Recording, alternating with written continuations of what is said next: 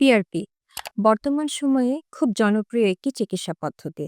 আজকে এই পিআরপি সম্পর্কে কিছু তথ্য আপনাদের সাথে আমি শেয়ার করতে যাচ্ছি।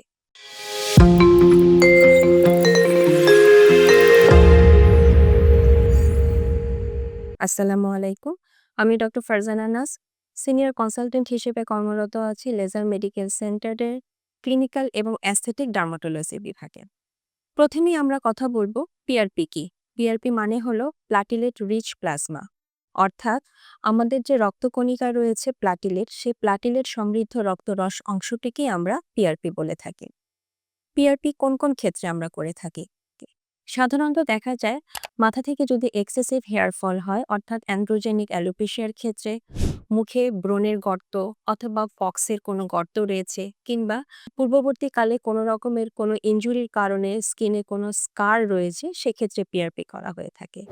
এছাড়া আন্ডার আই হলোনেস যদি থাকে, অর্থাৎ চোখের নিচে যদি আপনার কোনো রকমের কোনো গর্ত থেকে থাকে, সেক্ষেত্রে পিআরপি খুব ভালো একটি চিকিৎসা পদ্ধতি।